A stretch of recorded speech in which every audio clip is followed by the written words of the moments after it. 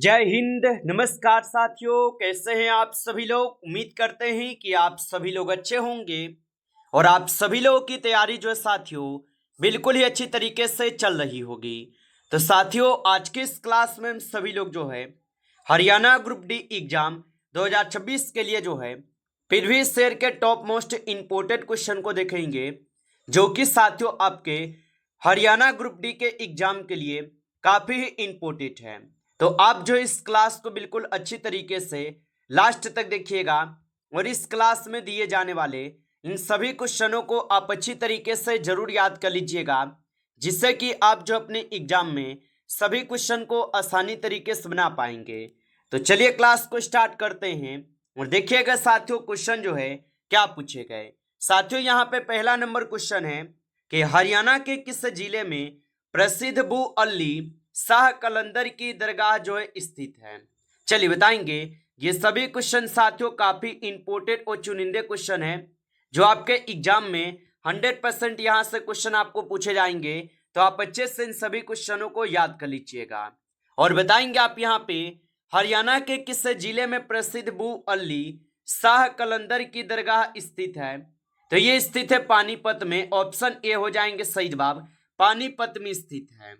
अगला क्वेश्चन यहाँ पे दिए गए और क्वेश्चन है आप लोगों से, हरियाणा में मोरनी क्षेत्र किस प्रकार की भौगोलिक संरचना से संबंधित है। तो हरियाणा में मोरनी क्षेत्र किस प्रकार की भौगोलिक संरचना से संबंधित है। तो ये संबंधित होगा आपके शिवालिक से। ऑप्शन यहाँ पे आपका जो है 20 सही जवाब है, शिवालिक से संबंधित है। चलिए अगला प्रश्न यहाँ पे देखेंगे, हरियाणा का कौन सा जिला राष्ट्रीय राजधानी क्षेत्र के साथ साथ उत्तर प्रदेश की सीमा से भी जो है न संबंधित है। चलिए बताइए। तो हरियाणा का कौन सा जिला राष्ट्रीय राजधानी क्षेत्र के साथ साथ उत्तर प्रदेश की सीमा से भी संबंधित है। तो यहाँ पे आप सभी लोग के हो जाएंगे पल्लव। ऑप्शन यहाँ पे आप सभी लोग जो है बिल्कुल ही सही जवाब करेंगे। चलिए अगला प्रश्न यहाँ पे आप देखेंगे। प्रश्न है कि हरियाणा में कपिल मुनि तीर्थ किस स्थान से जो है संबंधित माना जाता है। तो हरियाणा में कपिल मुनि तीर्थ किस स्थान से संबंधित माना जाता है। तो ये माने जाते हैं आपके कलायत से। ऑप्शन ए हो जाएगा सही जवाब, कलायत से माने जाते हैं, याद रखेंगे। चलिए अगला प्रश्न यहाँ पे आप देखेंगे और प्रश्न क्या पूछा है, हरियाणा के किस जिले में पिहोवा स्थित है जिसका संबंध प्राचीन धार्मिक परंपराओं से है। तो हरियाणा के किस जिले में पिहोवा स्थित है जिसका संबंध प्राचीन धार्मिक परंपराओं से होगा। तो याद रखेंगे ये हो जाएंगे कुरुक्षेत्र के। ऑप्शन ए सही जवाब है, कुरुक्षेत्र के होगा। चलिए अगला प्रश्न यहाँ पे देखेंगे कि हरियाणा का कौन सा क्षेत्र मेवाती संस्कृति परंपराओं के लिए प्रसिद्ध है। तो हरियाणा का कौन सा क्षेत्र मेवाती संस्कृत परंपराओं के लिए प्रसिद्ध होगा। तो यहाँ पे आप सभी लोग का नूह क्षेत्र होगा। ऑप्शन ए सही जवाब है, नूह क्षेत्र होगा।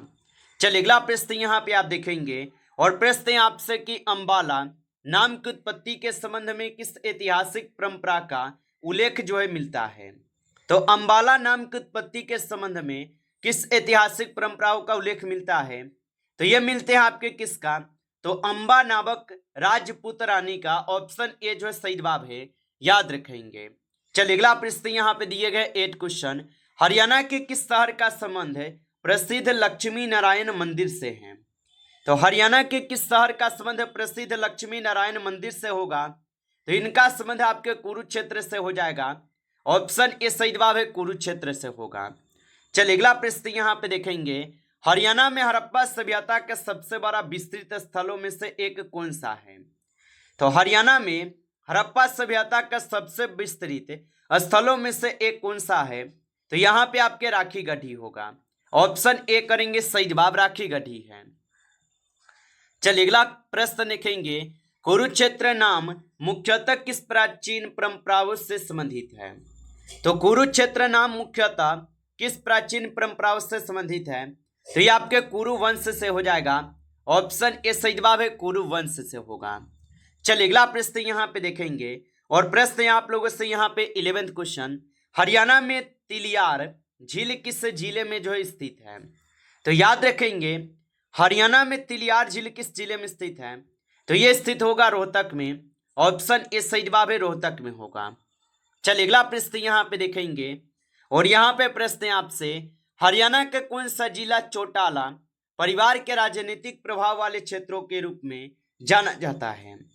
तो हरियाणा का कौन सा जिला चौटाला परिवार के राजनीतिक प्रभाव वाले क्षेत्रों के रूप में जाना जाता है? तो यहाँ पे आपके सिरसा जिला होगा। ऑप्शन ए सही जवाब है सिरसा होगा। चलिए अगला प्रश्न यहाँ पे देखेंगे और प्रश्न है कि हरियाणा के किस जिले में गुरु जम्भेश्वर विश्वविद्यालय स्थित है? तो हरियाणा के किस जिले में गुरु जम्भेश्वर विश्वविद्यालय स्थित होगा? तो ये आपके हिसार में हो जाएगा।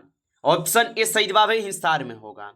चलिए अगला प्रश्न यहाँ पे देखेंगे और प्रश्न क्या पूछा है कि गोरखनाथ मठ जैसी नाथ परंपरा का हरियाणा के किस ऐतिहासिक क्षेत्र से संबंध माना जाता है? तो ये माने जाते हैं आपके हिसारी हांसी क्षेत्र से। ऑप्शन ए जो है सही जवाब है, याद रखेंगे। चलिए अगला प्रश्न यहाँ पे दिए गए हैं और प्रश्न है आपसे यहाँ पे कि हरियाणा में कृष्णा बलराम मंदिर जैसी धार्मिक परंपराएं मुख्यतः किस क्षेत्र की सांस्कृतिक विरासत से जुड़ी है? तो हरियाणा में कृष्णा बलराम मंदिर जैसी धार्मिक परंपराएं मुख्यतः किस क्षेत्र की संस्कृति विरासत से जुड़ी है? तो यहाँ पे आप सभी लोग का कुरुक्षेत्र होगा। ऑप्शन ए सही जवाब है कुरुक्षेत्र होगा। चलिए अगला प्रश्न यहाँ पे देखेंगे। प्रश्न है कि हरियाणा में हरियाणा दिवस जो है कब मनाया जाता है? चलिए बताइए। और मेरे भाई आप लाइक नहीं किए इस क्लास को तो एक बार क्लास को लाइक कर लेंगे और नए हैं आप इस चैनल पे तो चैनल को सब्सक्राइब करके और नोटिफिकेशन को ऑल पे दबा के जुड़ जाइए, जिससे कि जब भी कोई नई क्लास हो सबसे पहले क्लास का नोटिफिकेशन जो है आपके पास पहुंच सके। तो आप इस चैनल को सब्सक्राइब कर लीजिएगा। और बताएंगे आप यहाँ पे हरियाणा में हरियाणा दिवस जो है ये कब मनाए जाते हैं? तो ये 1 नवंबर को मनाए जाते हैं। ऑप्शन यहाँ पे सी सही जवाब है 1 नवंबर को। चलिए अगला प्रश्न यहाँ पे देखेंगे। भारत में इलाहाबाद स्तंभ प्रशस्ति मुख्यतः किस शासक की उपलब्धियों का वर्णन करती है? तो यह करते हैं आपके समुद्रगुप्त के। ऑप्शन यहाँ पे बी सही जवाब है समुद्रगुप्त के। चलिए अगला प्रश्न यहाँ पे देखेंगे। प्रश्न है 80 नंबर, प्लासी का युद्ध जो ये किस वर्ष हुआ था? तो प्लासी का युद्ध 1757 में होते हैं। ऑप्शन ए सही जवाब होगा। चलिए अगला प्रश्न यहाँ पे देखेंगे कि स्वराज मेरा जन्मसिद्ध अधिकार है, यह कथन किससे संबंधित है? तो स्वराज मेरा जन्मसिद्ध अधिकार है का कथन किससे संबंधित होगा? तो ये बाल गंगाधर तिलक से संबंधित है। ऑप्शन ए सही जवाब है, याद रखेंगे। चलिए अगला प्रश्न यहाँ पे देखेंगे। भारतीय संविधान में समानता के अधिकार की शुरुआत किस अनुच्छेद से होती है? तो भारतीय संविधान में समानता के अधिकार की शुरुआत किस अनुच्छेद से होती है? तो याद रखेंगे मेरे भाई ये आपके अनुच्छेद 14 से होता है। ऑप्शन यहाँ पे आपका 20 सही जवाब होगा। चलिए अगला प्रश्न यहाँ पे है। प्रश्न है कि भारत में संविधान का अंतिम व्याख्याकार सामान्यतः किससे जो है माना जाता है? तो भारत में संविधान का अंतिम व्याख्याकार किस सामान्यतः किससे माने जाते हैं? तो ये आपके सर्वोच्च न्यायालय को माने जाते हैं। ऑप्शन यहाँ पे सी सही जवाब है। चलिए अगला प्रश्न यहाँ पे देखेंगे 22। राज्यपाल बनने के लिए न्यूनतम आयु जो है कितनी होनी चाहिए? तो राज्यपाल बनने के लिए न्यूनतम आयु जो है कितनी होनी चाहिए? तो राज्यपाल बनने के लिए न्यूनतम आयु 35 वर्ष होनी चाहिए। ऑप्शन यहाँ पे सी सही जवाब है 35 वर्ष होनी चाहिए। चलिए अगला प्रश्न यहाँ पे देखेंगे और प्रश्न है आपसे कि भारतीय संविधान में आपातकालीन प्रावधान किस भाग में है? चलिए बताइए आप यहाँ पे 23 का। तो यहाँ पे आप सही जवाब ऑप्शन सी लगा देंगे। चलिए अगला प्रश्न देखेंगे। भारत में प्रत्यक्ष कर का उदाहरण कौन सा है? तो भारत में प्रत्यक्ष कर का उदाहरण कौन सा होगा? तो आयकर जो है ये भारत में प्रत्यक्ष कर का उदाहरण है। आप अच्छे से इनको याद रखेंगे। चलिए अगला प्रश्न यहाँ पे देखेंगे आप और यहाँ पे प्रश्न आपसे दिए गए 25। क्वेश्चन है कि राजकोषीय घाटा सामान्यतः किसके बीच जो है अंतर को दर्शाता है? तो राजकोषीय घाटा सामान्यतः किसके बीच अंतर को दर्शाता है? तो ये आपके सरकार के कुल व्यय और कुल प्राप्तियों को दर्शाते हैं। ऑप्शन बी को सही जवाब करेंगे। चलिए अगला प्रश्न यहाँ पे देखेंगे आप। क्वेश्चन है 26 नंबर कि ओजोन दिवस जो है ये कब मनाया जाता है? तो ओजोन दिवस कब मनाए जाते हैं?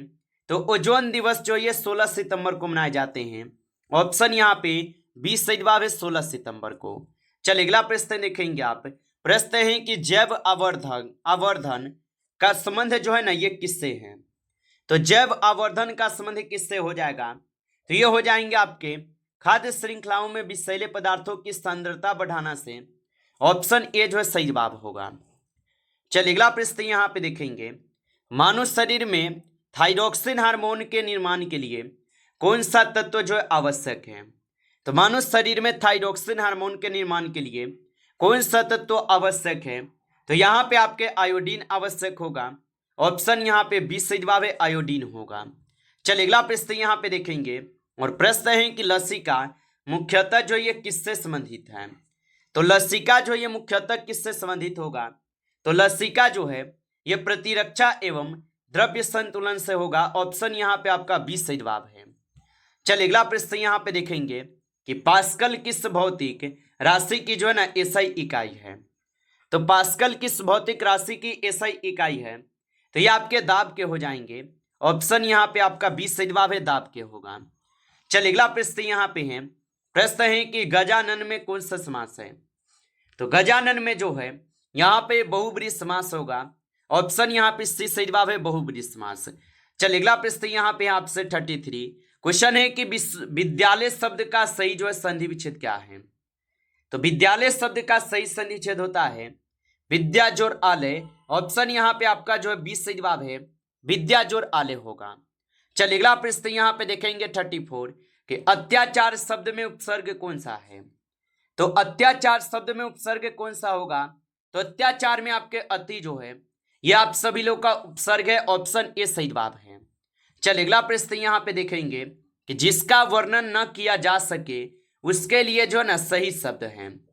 तो जिसका वर्णन न किया जा सके उसके लिए सही शब्द जो है यहाँ पे अवर्णनीय हो जाएंगे। ऑप्शन यहाँ पे 20 सही जवाब है। चलिए अगला प्रश्न देखेंगे, आंखों में धूल झोंकना मुहावरे का अर्थ है? तो आंखों में धूल झोंकना मुहावरे का अर्थ होता है धोखा देना। ऑप्शन यहाँ पे आपका जो है 20 सही जवाब है, धोखा देना। चलिए अगला प्रश्न यहाँ पे देखेंगे आप 37 क्वेश्चन है कि मोहन बाजार से फल लाया, वाक्य में बाजार से कौन सा कारक है? तो मोहन बाजार से फल लाया, वाक्य में बाजार से कौन सा यहाँ पे कारक होगा? तो ये हो जाएंगे आप सभी लोग का यहाँ पे अपादान कारक। ऑप्शन यहाँ पे 20 सही जवाब है, अपादान कारक। चलिए अगला प्रश्न यहाँ पे देखेंगे और प्रश्न है आपसे कि बच्चे कल खेलेंगे, वाक्य में खेलेंगे ये कौन से काल को दर्शाता है? तो बच्चे कल खेलेंगे, वाक्य में खेलेंगे कौन से काल को दर्शा रहा है? तो ये दर्शा रहे भविष्यत काल को। ऑप्शन यहाँ पे जो है सी सही जवाब होगा। चलिए अगला प्रश्न यहाँ पे आपसे 39 क्वेश्चन है कि सुंदर शब्द की भाववाचक संज्ञा रूप जो है ना क्या होगी? तो सुंदर शब्द की भाववाचक संज्ञा रूप क्या होगी? तो इसका सुंदरता होता है। ऑप्शन ए को सही जवाब लगाएंगे, सुंदरता होगा। चलिए आगे बढ़ते हैं और अगला प्रश्न यहाँ पे देखेंगे 40 नंबर प्रश्न है कि हरियाणा में राष्ट्रीय गीता महोत्सव मुख्यतः कहाँ जो है आयोजित किया जाता है? तो हरियाणा में राष्ट्रीय गीता महोत्सव मुख्यतः कहाँ पे आयोजित किए जाते हैं? तो ये आपके कुरुक्षेत्र में आयोजित होता है। ऑप्शन यहाँ पे 20 सही जवाब है, कुरुक्षेत्र में। नमस्कार साथियों, इस क्लास में आपके टॉप 40 क्वेश्चन थे जो काफी इंपॉर्टेंट क्वेश्चन थे। साथियों यदि आपको क्लास अच्छा लगा हो तो क्लास को लाइक करेंगे। नए जुड़े हैं आप इस चैनल पे तो चैनल को सब्सक्राइब करके ऑल नोटिफिकेशन को ऑल पे दबा के जुड़ जाइए, जिससे कि जब भी कोई नई क्लास हो सबसे पहले क्लास का नोटिफिकेशन जो है आपके पास पहुंच सके। तो आप इस चैनल को सब्सक्राइब कर लीजिएगा। चलिए फिर मिलते हैं आपसे नेक्स्ट टॉपिक के साथ नेक्स्ट क्लास में। तब तक के लिए जय हिंद, जय भारत।